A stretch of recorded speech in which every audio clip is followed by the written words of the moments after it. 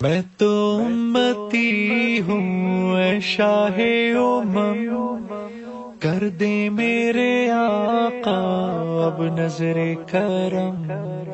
میں نے cousin marriage سے متعلق ایک بیان کیا تھا کہ کزن میرج کا رواج ڈالنا چاہیے کیونکہ شریعت اس کی ترغیب دیتی ہے۔ پھر بعض لوگوں نے کہا کہ میڈیکل سائنس یہ کہتی ہے کہ کزن میرج میں معذور بچے پیدا ہوتے ہیں، ٹھیک ہے نا، یہ آج کل ایک مشہور کیا ہوا ہے۔ اور بعض لوگوں نے یہ بھی کہا کہ مفتی صاحب کی میڈیکل سائنس پہ ریسرچ نہیں ہے، اگر ان کی ریسرچ ہوتی تو یہ بات نہ کرتے۔ ایسا نہیں ہے، مجھے پتا ہے کہ ڈاکٹر یہ کہتے ہیں کہ کزن میں نکاح سے بچے معذور پیدا ہوتے، مجھے پتا ہے، پھر بھی میں کہتا ہوں کہ کزن میرج کو رواج بول لو یار دینا چاہیے۔ باقی ڈاکٹر ایسا کیوں کہتے ہیں تو کہنے دیں، ڈاکٹروں کہنے دیں، اس سے کیا ہوتا ہے؟ باقی ساری باتیں ڈاکٹروں کی مانتے ہیں آپ تو کہنے دیں ڈاکٹر کو، کچھ بھی نہیں ہوتا۔ چچا زاد، پھوپھی زاد، خالہ زاد، مامو زاد، یہ ان بہنوں سے، جو بہن ہے نہیں حقیقت میں لیکن مجازن بہن کہا جاتا ہے قریبی رشتے کی وجہ سے، ان میں نکاح کو رواج دینا چاہیے۔ اس میں بہت سارے فضائل ہیں اس کے۔ پہلی بات، قرآن مجید نے الگ سے پروٹوکول دیا ہے ان چار رشتوں کو۔ جہاں اللہ نے نکاح کو حلال کیا نا، نبی کو کہا کہ ہم نے آپ کے لیے بہت سی عورتیں حلال کی ہیں، ان میں اللہ نے الگ سے ان چار عورتوں کا ذکر کیا۔ وَبَنَاتِ عَمِّكَ، اے نبی آپ کے لیے آپ کی پھوپھی کی بیٹیاں بھی حلال، یعنی آپ کے چچا کی بیٹیاں بھی حلال۔ وَبَنَاتِ عَمَّاتِكَ، اور آپ کی پھوپھی کی بیٹیاں بھی حلال۔ وَبَنَاتِ خَالِكَ، اور آپ کے ماموں کی بیٹیاں بھی آپ کے لیے حلال۔ وَبَنَاتِ خَالَاتِكَ، اور آپ کی خالہ کی بیٹیاں بھی۔ تو ان کو الگ سے ہائی لائٹ کیا جا رہا ہے، کوئی تو حکمت ہوگی نا، یہی کہ بھئی یہ تو ہے ہی، ہمارے حضرت فرمایا کرتے تھے کہ یہ تو رشتے اللہ نے پیدا ہی شادی کے لیے کیے ہیں۔ جو رشتے اللہ نے پیدا ہی شادی کے لیے کیے ہوں، کیا ان کو اللہ لنگڑے لولے بچے پیدا کرنے کے لیے کرے گا؟ ہے بھئی؟ کیا ہو گیا؟ وہ اس لیے پیدا کرے گا تاکہ لنگڑے لولے بچے پیدا ہوں؟ ایسا تھوڑی ہوگا۔ دوسرا مسئلہ یہ ہے کہ ان میں نکاح میں ایک اور فائدہ ہے، صلہ رحمی۔ رشتہ داری کیا ہوتی ہے؟ بولو نا، مضبوط۔ اور رشتہ داری جوڑنا شریعت کا حکم ہے یا نہیں ہے؟ اتنی بڑی فضیلت، نماز روزے کی طرح فرض ہے رشتہ داری جوڑنا۔ اس سے رشتہ کیا ہو جاتا ہے؟ بہت مضبوط۔ نبی صلی اللہ علیہ وسلم رشتہ جوڑنے کا بڑا خیال کیا کرتے تھے، بہت خیال۔ تیسرا فائدہ اس میں یہ ہے کہ شریعت میں لڑکی کا جو نکاح ہے اس میں اس کا اہتمام کیا گیا ہے کہ غیر کفو میں نہ ہو۔ غیر کفو کا مطلب ہے کہ لڑکا لڑکی کے پیرلل یا اس سے برتر ہونا چاہیے، اس سے کمتر نہیں ہونا چاہیے، خاندانی لحاظ سے خاص طور پہ۔ بھائی جس خاندان سے لڑکی کا تعلق ہے، لڑکا ویسے ہی خاندان سے بلونگ کرتا ہو، کرتا تو اردو میں ہی ہوگا لیکن آج کل انگلش میں کیا کرتا ہو، وہ بلونگ کرتا ہو۔ کس خاندان سے؟ ایسے خاندان سے جو لڑکی کے برابر ہو یا اس سے افضل ہو، اس سے نیچے نہ ہو۔ اسلام میں ذات پات کا فرق نہیں ہے، لیکن نکاح کے لیے اس کا خیال کیا گیا ہے کہ لڑکی اونچے خاندان سے کسی کمتر لوگوں میں نہیں جانی چاہیے، ورنہ کس کا نقصان ہے؟ بولو نا، لڑکی کا نقصان، کیونکہ لڑکی نے ماتحت بننا ہے نا شوہر کے۔ تو ماتحت ایسی شخصیت کے بنا جاتا ہے جو آپ ذہنی طور پر اس کو اپنے سے برتر مان رہے ہو۔ اگر وہ بھنگی چماروں میں چلی گئی، بڑے اونچے خاندان سے چلی گئی، کہاں؟ بھنگیوں کے خاندان میں، اور آپ کہیں کہ چونکہ وہ بھنگی مسلمان ہے، کلمہ پڑھتا ہے، تو کوئی بات نہیں، ٹھیک ہے، کلمہ پڑھتا ہے، مسلمان ہے، چاہے جو بھی ہو، لیکن لڑکی ذہنی طور پر اپنے شوہر کو اپنے سر کا تاج نہیں بنائے گی، اطاعت نہیں کرے گی، اس کو برتری کا احساس ہوگا۔ میں اونچی اور یہ کیا، میں اس کی کیوں مانوں؟ اس سے طلاق کا ریشو، بولو نا بھائی، بڑھے گا۔ اور نہیں بھی طلاق ہوگی تو پھر ایک مصیبت، ساری زندگی ایک ٹینشن۔ تو یہ جو چچا زاد، پھوپھی زاد، خالہ زاد، ماموں زاد بھائی کے رشتے ہیں، یہ سارے کفو ہوتے ہیں خاندانی اعتبار سے. ان میں کوئی بھی خاندانی اعتبار سے غیر کفو بولو نا بھائی نہیں. تو شریعت میں جو کفو کی تلاش ہے وہ کیا ہو جاتی ہے؟ آسان. بھئی یہ تو اپنے ہی خاندان کا ہے، تو خاندان کی تو اب بات ایک پوائنٹ تو کم ہو گیا نا. جو بھائی کتنے نمبر لگائے جاتے ہیں نا، کیا کیا دیکھا جاتا ہے. تو ایک نمبر تو شریعت نے حل کر دیا نا کزن میرج کے ذریعے. اب اس کی تو تحقیق کی ضرورت ہی نہیں. خاندان میں خاندان تو یہ ہے نا، جو تم ہو وہی ہے. کیا خیال ہے؟ اور پانچواں فائدہ، 4 فائدے بیان ہیں، میں 3 بتائے ہیں. 3 بتائیں آپ لوگ تو نمبر تو یاد کر لیں کم از کم. چوتھا یا 5واں، رکعتیں جب ہم بھول جاتے ہیں نا نماز میں 4 پڑھی ہیں کہ 5 پڑھی ہیں، تو شریعت کہتی ہے 4 سمجھو اور قاعدہ بھی کرو. اس لیے کہ نہیں بھول جاتے ہیں کہ 3 پڑھی ہیں یا 4 پڑھی ہیں. تو شریعت کا مسئلہ یہ ہے کہ جب نماز میں آپ بھول جائیں کہ 3 پڑھی ہیں کہ 4 پڑھی ہیں، تو آپ اس کو فرض کریں گے 3، لیکن تیسری رکعت کے بعد قاعدہ بھی کریں گے، کیونکہ ہو سکتا ہے کہ یہ کون سی ہو؟ چوتھی ہو. اور پھر ایک اور رکعت کے لیے کھڑے ہو جائیں گے جو یا تو چوتھی ہے یا 5ویں ہے. کھڑے اس لیے ہوں گے کہ اگر وہ 3 ہوئی تھی تو پھر چوتھی ہو جائے، اور اگر 4 ہوئی تو 5ویں کیا ہو جائے گی؟ گریبی. اب نماز میں گریبی لگانا جائز نہیں ہے، تو اس کا شریعت نے حل یہ رکھا کہ آپ 5ویں کے لیے کھڑے ہوں اور آخر میں سجدہ سہو کر لیں. کیا خیال ہے بھائی؟ تو اگر وہ 4 تھی تو پوری 4 ہو گئی، اور اگر 5 تھی تو گریبی جو آپ نے اضافی لگائی اس کی پینلٹی کس سے ہو گئی؟ سجدہ سہو سے ہو. اسی کو حدیث میں کہا ہے فَلْيَبْنِ عَلَى الْأَقَلِّ. حدیث میں آتا ہے کہ جس کو نماز میں شک ہوا نا 3 پڑھی ہیں کہ 4 پڑھی ہیں، تو وہ عقل سمجھے، کم سمجھے اور اس پر بنا کرے آگے. تو ہم نے کتنے نمبر لگائے ہیں؟ 3 ہے یا 4؟ تو ہم 3 پہ سجدہ سہو کر لیں گے آخر میں. ٹھیک ہے. چوتھا نمبر کیا ہے کہ جو چچا زاد، پھوپھی زاد، خالہ زاد، ماموں زاد رشتے ہوتے ہیں ان کو بچپن سے دیکھا بھالا ہوتا ہے. جوا نہیں کھیل رہا ہوتا انسان. آج کل جو نکاح ہو رہے ہیں نا وہ جوئے ہیں، جوئے.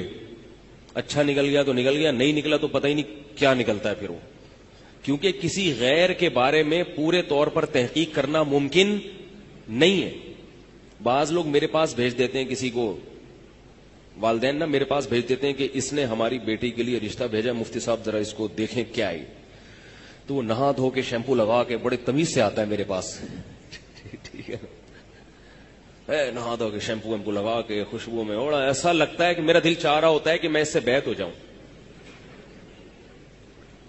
اب کیا پتا کہ یہ حقیقت میں ایسا ہے یا نہیں ہے بھائی؟ کو پتہ چلا سکتا ہے؟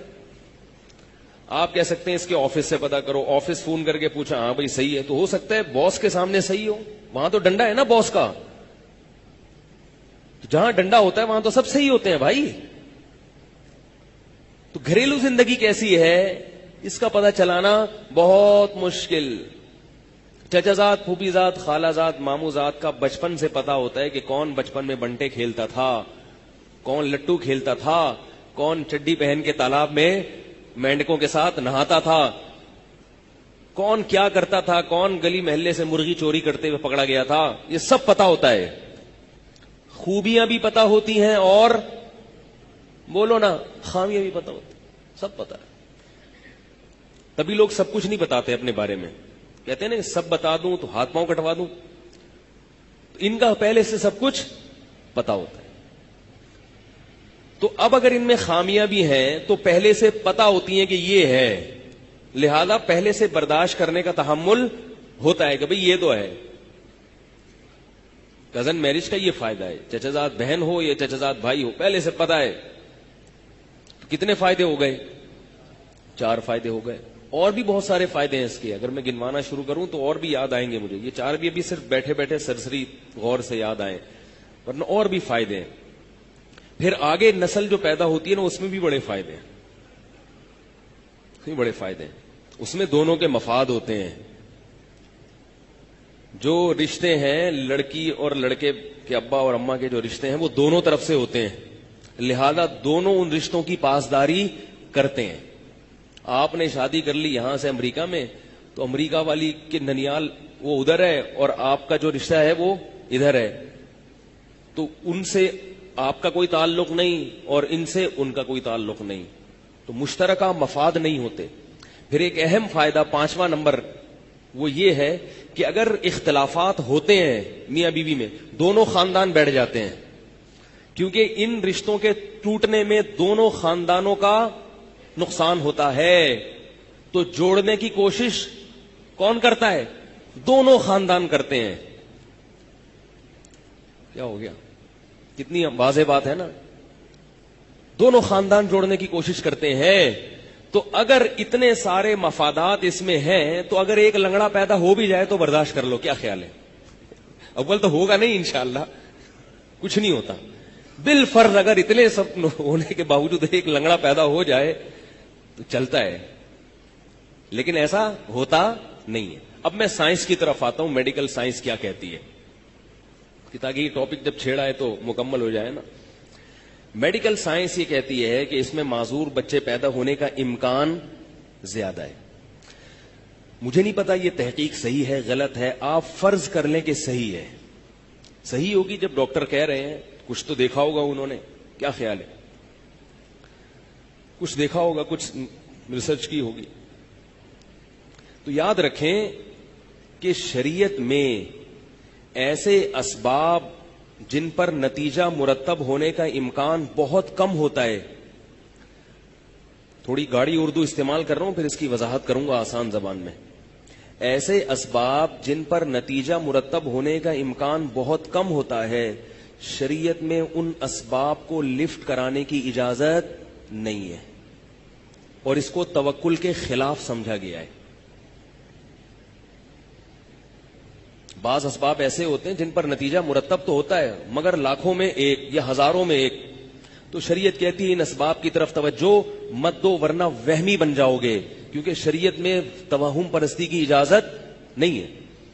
اب ڈاکٹر کی تحقیق اگر صحیح بھی ہے تو مشاہدہ یہ کہتا ہے کہ یہ اکثر نہیں ہوتا, ہزاروں میں کوئی ایک ہوتا ہے. تو یاد رکھو, ہزاروں میں ایک لنگڑا بچہ یا ایک بچہ معذور پیدا ہونے کا امکان اگر کنزن میرج میں ہے, تو یہ ہزاروں میں ایک کا میں معذوری کا امکان کے تو اور بہت سارے اسباب ہیں جو اس سے بھی زیادہ قوی ہیں. ایکسیڈنٹ کے ذریعے بچوں میں معذوری کا امکان کزن میرج سے زیادہ ہے. نہیں آ رہی بات؟ بیماریوں کے ذریعے, عام بیماریوں کے ذریعے بچوں میں معذوری کا امکان کزن میرج کے امکان سے زیادہ ہے. تو کیا اس چکر میں آپ اولاد پیدا کرنا چھوڑ دو گے کہ کہیں معذور نہ پیدا ہو جائے, کیونکہ وہ فلاں جگہ ایک جگہ ساؤتھ افریقہ میں ایک بچہ معذور پیدا ہوا ہے, یہ فرض کرو گے آپ؟ نہیں آ رہی بات؟ بچے گم بھی جاتے ہیں, کتنی بڑی ٹینشن ہے والدین کے لیے. لاکھوں میں ایک بچہ, 2 لاکھ 10 لاکھ میں ایک بچہ گمتا بھی ہے. گمتے ہیں نا بچے, بعض دفعہ اغوا ہو جاتے ہیں. اس چکر میں آپ اولاد پیدا نہ کرو کہ کہیں اغوا نہ ہو جائے, تو شریعت آپ کو کہے گی وہمی. کیا کہے گی؟ پاگل ہے, وہمی ہے, سٹھیایا ہوا ہے. جیسے ڈاکٹروں کی ڈاکٹری ایک دلیل ہے, سائنس کی تحقیق ایک دلیل ہے, تو مشاہدہ بھی تو ایک دلیل ہے نا. ہم دیکھ رہے ہیں کہ بچوں کو آپ صبح وین میں بٹھاتے ہیں, گاڑی میں, کنوینس میں, بعض دفعہ ان گاڑیوں کا ایکسیڈنٹ ہو جاتا ہے, اور یہ بہت ہوتا ہے کیونکہ صبح صبح ڈرائیور جو ہے نا, جو بچوں کو کی وین لے کر اسکول جاتے ہیں, وہ بہت اسپیڈ سے بھگاتے ہیں, اور ایسے کئی کیسز ہوئے ہیں. لیکن ہزاروں وین میں سے کوئی ایک وین ہوتی ہے جس کا ایکسیڈنٹ ہوتا ہے. آپ اس احتمال کی وجہ سے کیا بچے کو اسکول بھیجنا چھوڑ دیتے ہو؟